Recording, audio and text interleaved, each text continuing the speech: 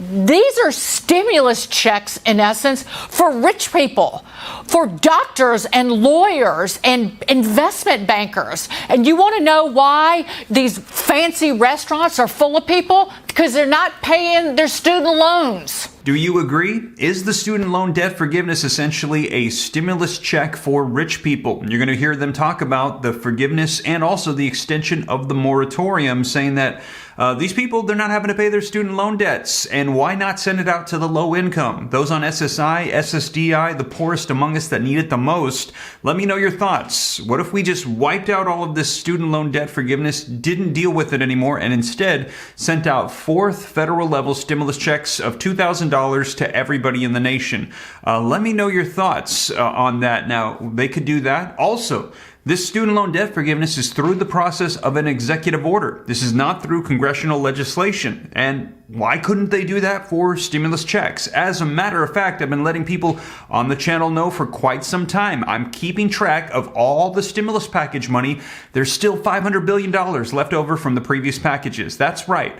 Out of all the $6 trillion that went out for stimulus packages, they haven't used it all. There's $500 billion still sitting there, which is literally enough money to send out a $2,000 stimulus check to everybody in the nation. Send out a fourth check, send out the help. This can go out to the low income, to those on SSI, SSDI, to everybody that has gotten checks before. They can get them again. Let me know your thoughts, you guys. And also, we are currently in a very extremely inflationary environment. So sending out new spending, they're saying is going to spark even further inflation. So we could tap into existing funds just sitting there that have already been sent out from previous packages. Shouldn't be additional debt or inflationary spending. Let me know your thoughts. Now, they're going to be discussing the state of inflation. As I mentioned, it's super high right now. It's still up at like 7%, 8%. It's come down ever so slightly, according to reports, but it's still going on, and they're saying it's still likely going to be progressing. And we're going to hear them talk about the student loan debt forgiveness. And again, let me know your thoughts in the comments down below. Now, before we dive in, if you appreciate the updates, the news reports coming out on everything, smash the like button for me. Hit the subscribe button to stay up to date. It's totally free. I'll let you know everything going on and keep you up to speed on any provisions, government funds available to help you out on different levels. A lot of people don't realize there's not just the federal level funds. There's also states, cities, counties. I've compiled a list of over 100 different ones across the nation. Took me 3 months, but it's all in one place where you can access websites, phone numbers, emails to get information on additional assistance. I'll keep you up to date. And also, if you want to update on the state of a fourth federal level stimulus check, be sure to check out this video. Stick around to the end. I'm going to put a link to it at the end of the video. So after this one, after you see the news report, you can go right to it. But with that being said, you guys, let's go ahead and dive right in this video footage. Let me know your thoughts. Student loan debt, stimulus checks. Is the student loan debt a stimulus check for rich people and they're forsaking low-income SSI, SSDI, and everybody else? Let me know. Take a look at this video clip. Total household debt, this is from the New York Fed, hit $16.5 trillion in the third quarter of this year. And the year-over-year increase in credit card balances is the largest in more than 20 years. And so this is the Federal Reserve trying to fight the runaway inflation largely caused by reckless spending from the Democrats and Joe Biden and company. Well, again, you're exactly right about that, Dagan. And here's what's going on. The math here is real simple. 8% increase in prices over the last year, 5% wage gains. So that means that people, as we've talked about, they've lost about $4,000 in their take-home pay after inflation. And so what people are trying to do now, Dagan, to maintain their standard of living is they're running up their credit cards because their wages and salaries won't pay their bills completely. And I find this to be quite troubling. The number that I saw is that for the first time, I think ever, Americans now have $1 trillion of debt on their credit cards and other forms of consumer debt. You add that, by the way, Dagan, to the $4 trillion of debt that Biden has added to the national debt, we're becoming debt nation. Right, and that's the doom loop, where the interest expense. That's right. It keeps going up and up and up, and then it just starts mushrooming because you have to borrow more just to pay the interest. So I'll give you a number, if I may, Dagan, on that, because it's a really important point.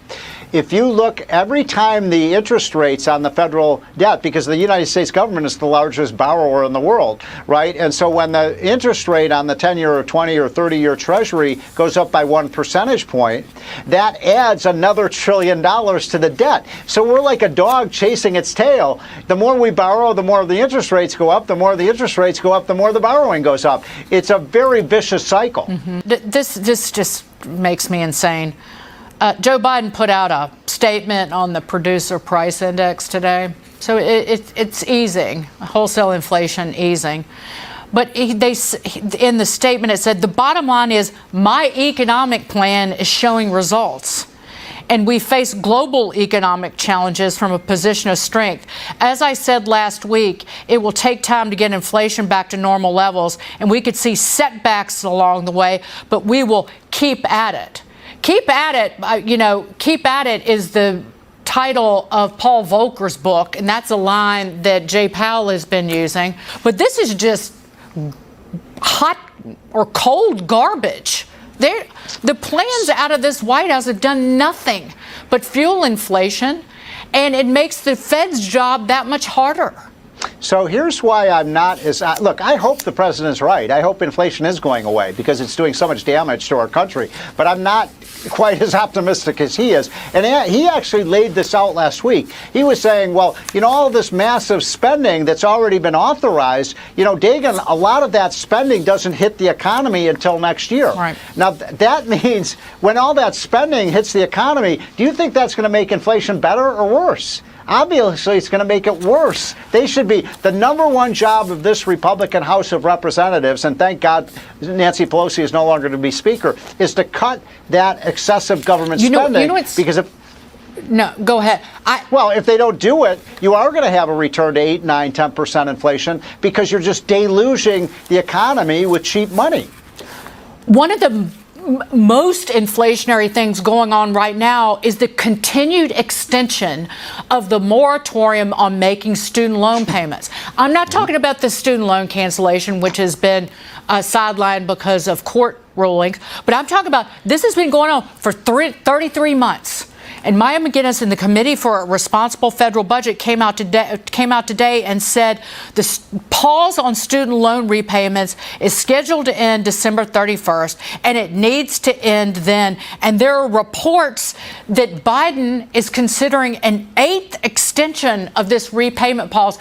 These are stimulus checks, in essence, for rich people, for doctors and lawyers and investment bankers. And you want to know why these fancy restaurants are full of people? Because they're not paying their student loans.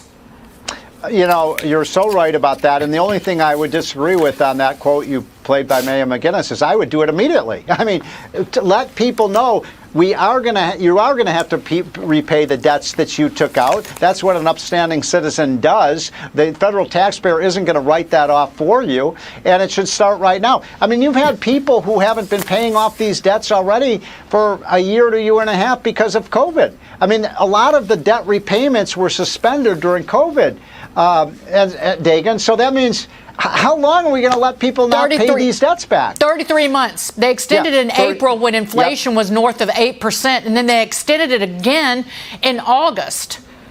And now, and then they put out a statement about they're fighting inflation. That is, I'm not going to curse, Steve Moore. Thank you for being here. So there you have it, you guys. Let me know your thoughts in the comments down below. A lot of people not happy about the student loan debt forgiveness, but a lot of people are. They're saying, you know what, I would love to have $10,000 wiped off of my debt or $20,000 for Pell Grants. But they're saying this is going to cost about $300 to $400 billion of new spending. That's taxpayer money that they're saying is going to be sparking more inflation. So let me know your thoughts, and if they're going to spend the money, a lot of people are saying, why not send it out for stimulus checks of $2,000 to everybody in the nation?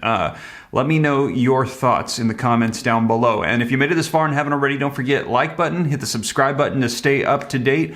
Check out this video right here for the latest on federal level stimulus checks. And also, as you know, I'll keep you up to date on child tax credits, SSI, SSDI, SNAP benefits, PEBT, everything going on. Thank you so much for joining me, and I'll catch you in the next one. Take care. God bless. This is Steve.